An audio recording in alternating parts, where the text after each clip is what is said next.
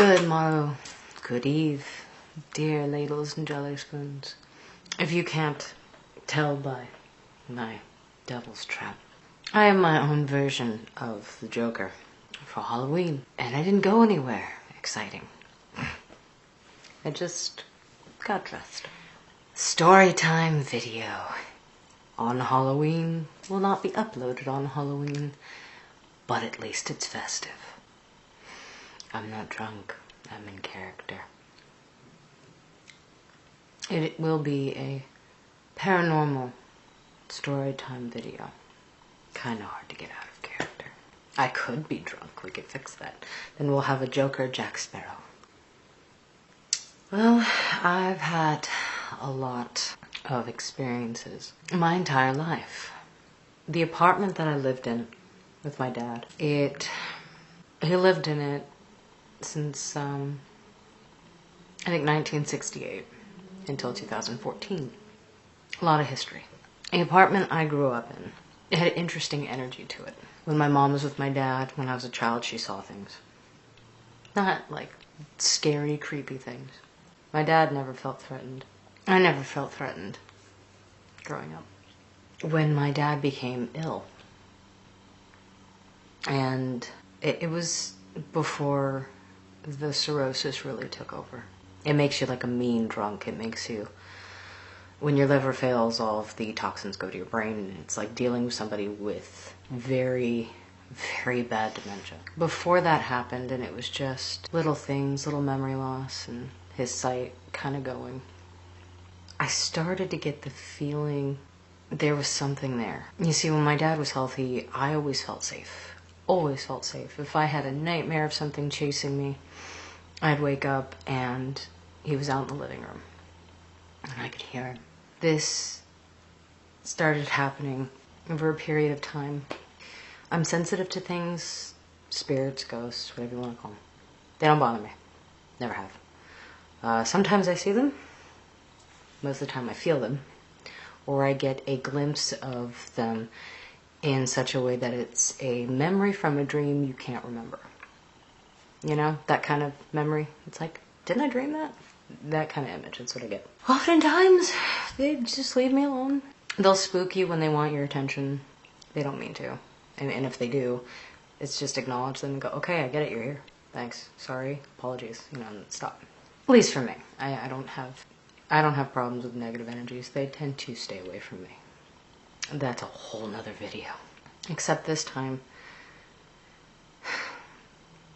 there was this thing, and it wouldn't happen at night. It would happen when I would take a nap during the day.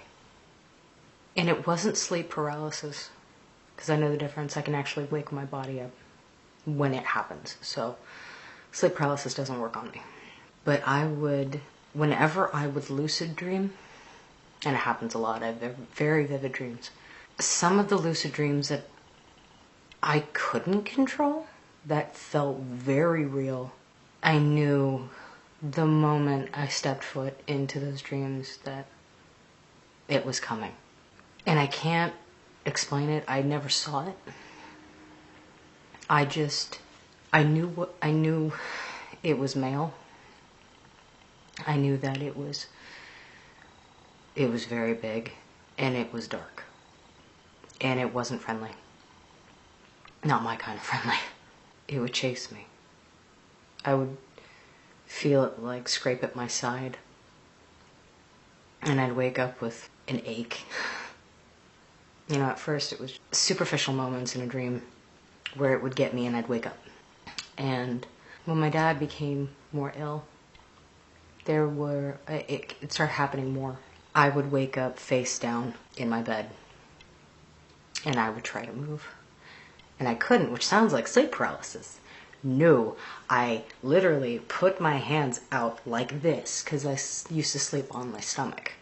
And I pushed up, and I pushed my body up, and something pushed me back down.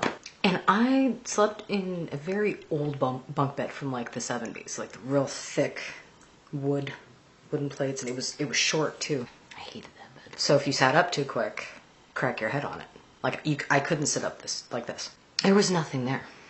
that I could see, but it pushed me back down, and I had to struggle and struggle, and it's like when you're trying to wake up from a nightmare, and when you're so tired and you're like trying to get out of it, and you feel this thing pulling at the back of your mind, pulling you back down, like you're gonna drown. It did that a lot.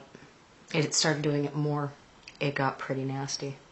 It did some pretty nasty things. But it was, in a way, warning me that he couldn't protect me anymore. Because it started getting violent. This thing started getting... my dad couldn't protect me anymore. He was getting sick. There was one dream I had that was... I dreamt that... I know I wrote it down in my blog somewhere. I could probably read it to you guys, like, verbatim. But what I remember... The dream consisted of...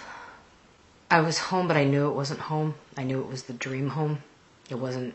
There's different levels of dreamscape for me.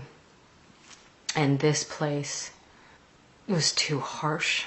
It was too real. And I knew it was bad, and I had to get to my dad. And I remember suddenly in the hallway, and it was a very small hallway where we lived, like, literally not even 5 feet from my room to my dad's room to the bathroom kind of thing. It was small. It was a small, like, old apartment.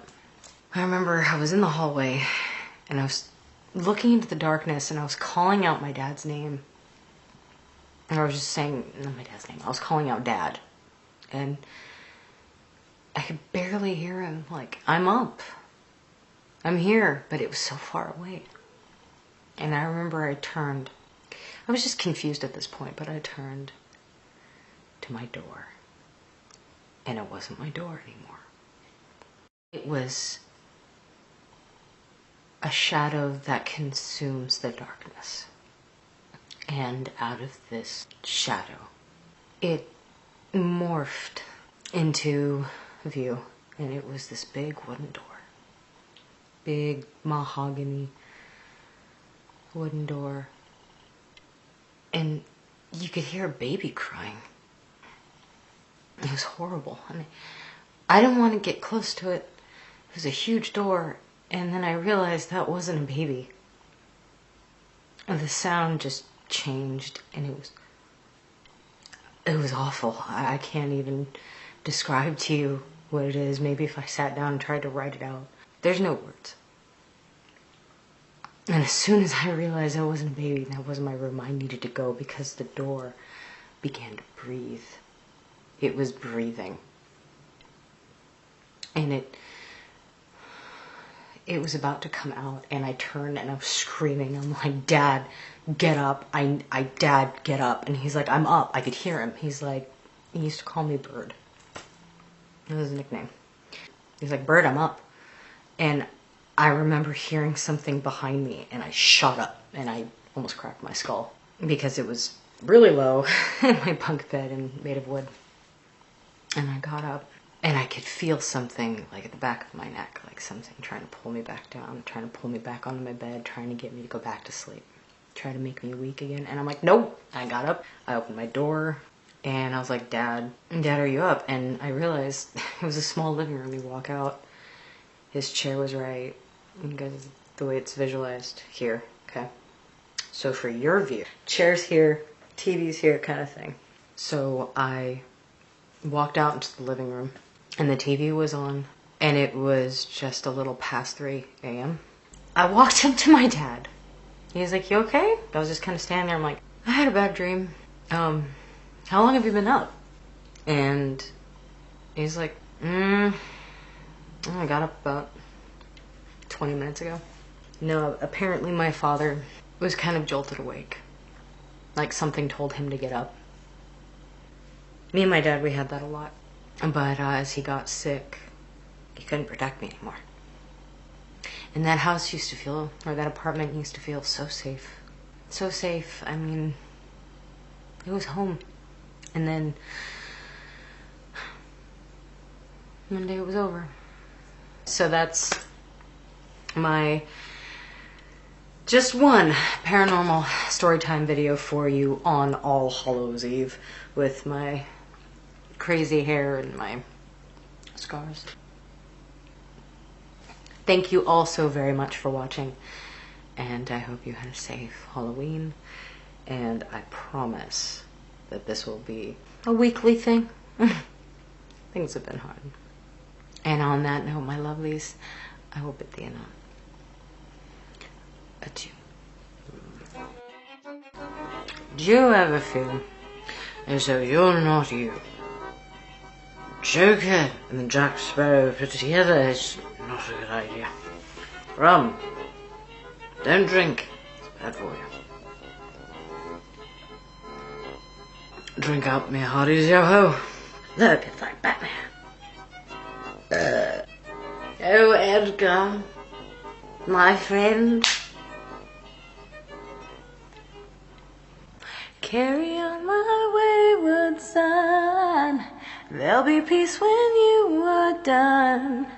Lay your weary head to rest. Don't you cry no more. Oh!